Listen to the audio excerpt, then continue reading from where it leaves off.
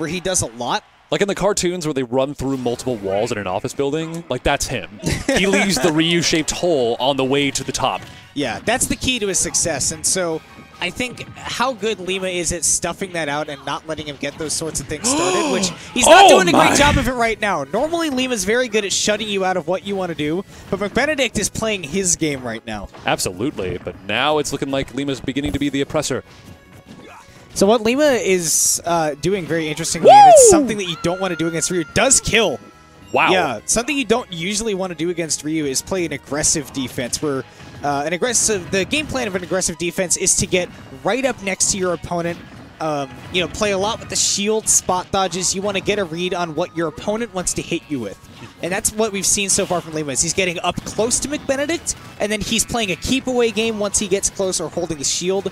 Now, against Ryu, that's very dangerous because he has a lot of shield pressure options, and he's very good at killing. Yes. But once McBenedict gets a little bit aggressive too, and now that Lima's got a little bit good of a read, because it's sort of a long-term investment, right? Because McBenedict took advantage of that while he had it, but now Lima's going to play more of a run and go game now, where he's going to play very hard defense and very hard offense with not a lot of middle ground. Ergo, give him what he wants once, notice what he wanted and how he got it, and let the conditioning do the rest. That's it's something that you'll actually see from a lot of top players, is they'll do that aggressive defense against something that they're trying to somebody that they're trying to figure out. Ooh. And so, you know, you'll see, like, you know, somebody will take, like, you know, 2 stocks off of Armada game 1, and you're like, what's that about? Is this guy good? And then Armada, you know, freshman's the guy in the next game. And that's because they'll do that aggressive defense, because they'll both figure out how you like to approach them and what you like to do when you approach them. Oh, and is it? Okay, No. thank God. I'm like, it cannot be, please. Lima's able to make it back, carrying McBenedict up to the top. That looked like it was good DI on the Bayo combos. Ooh. On McBenedict's part, yeah. Lima's maneuverability's gotten very good, too.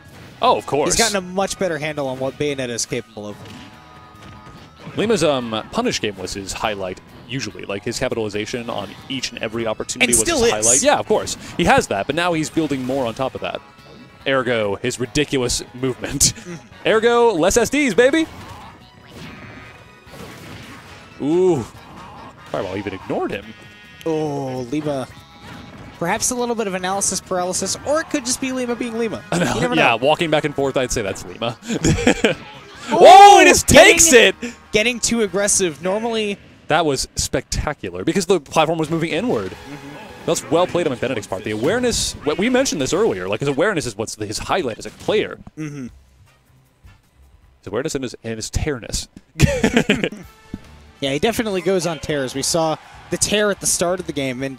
You know, it looks like Lima's aggressive defense at the start of the game did actually end up losing him game 1. Yeah. But now we'll see if that pays off and if he has a good enough read on McBenedict's offensive and defensive habits because of it. It all comes down to this. Yeah, well... Closing this out would be McBenedict's dream. A 2-0 over Lima, not to mention no more time to adapt. So there wouldn't be any more anxiety coming into game 3. I like the stall on the ABK from Lima to force McBenedict to choose an option off at the ledge. Yeah. Really good. Oh, but he takes it. Wow. Again, the punish game off of Lima. He just needs 1 hit. I love this position. Wow. That's incredible. Another hallmark of Lima. If somebody comes off the Angel, if you come off the Angel platform, don't throw a move at Lima. He will witch time every single time. He loves it himself. He loves dropping off the platform and immediately up smashing. Yeah. Ooh. Benedict didn't want to overextend there. Very smart of him, but bat within. Going to bail him out at the Ryu Tragedy. Tragedy for McBenedict, but he's still within Shoryuken percent, more than possible. Just needs to find another kill. Okay, like Lima taking to the skies there, not letting McBenedict get anything started. And if he had had an impressive enough offense, Lima could have retreated to the platform. Granted, yes. All right, another recovery. Lots of careful toesy-toes movement from McBenedict.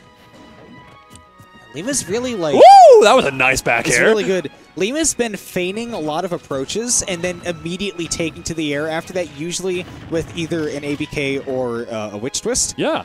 And it kind of got him killed there. Ooh, gracious. He had no way to get back otherwise. But all right, 100%. It's not undoable. I don't like the heel slide there. I don't like it either. I was like, A grab would have been a great way to get McBenedict off stage. Ah, yikes, but he gets down with focus. Thank God Ryu has that in this matchup. I think that's one of the less present flaws that Lima has, is that he gets really greedy, and normally that's not as present, you know, here at the locals, because he gets greedy, he gets what he wants, and he gets the kills, but he has his cake, he eats it, he eats it, he eats it. But, you know, sometimes he just goes a little too far, and that's one of his big downfalls, I think. I love the patience from Benedict right there. Great mash, great pre-mash by Lima. Ooh. 159 on McBenedict, but you know that's Ryu with rage. And Ryu with rage, give him 20 more %, but no more. Not no more percent. 20%. No. Lima's going to take him off the top 1-1, but this is now going to go to McBenedict's counter pick for whatever that's worth.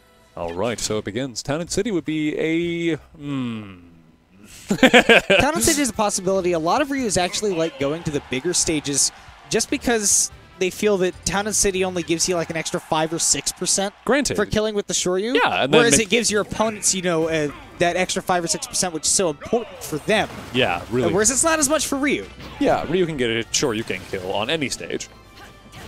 So Lima using the guns there to push McBenedict into the corner. Oh my golly, are you joking? Getting one of the most impressive first stocks I have seen from him in a while. Oh. He baited McBenedict into the corner. McBenedict panicked, realizing that he'd fallen into Lima's trap and wanted to get out of the corner. Lima witch-timed him forward and took him all the way down. Mary, mother of Mordred. That was a ludicrous combo, and the taunt was well-earned, Lima.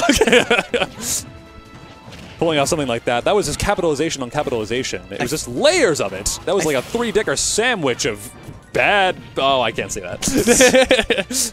I feel like the focus attack has been a little bit masked by the stage for McBenedict so and he gets that kill! Look at that! Look at this. We're at a last stock, last game situation between these two. With close percents at that, but not for long. No, Lima will take to the skies and take McBenedict with him, although that was good SDI by McBenedict. Excellent. Spectacular SDI. If there's one thing everybody in this region has learned how to do, it's SDI. Granted, it was a necessity. Thank you, Lima, for adapting us for larger majors. And he takes it. That just seemed to never end. The forward air to the nair. I mean, that was just, again, Ryu and McBenedict himself as well. Very streaky kind of things where you're going to have issues getting down if you start getting juggled. Yeah. But on top of that, you know, if you get something started, it's big. We saw that in Game 1. We saw a little bit of that in Game 3 as well. Indeed.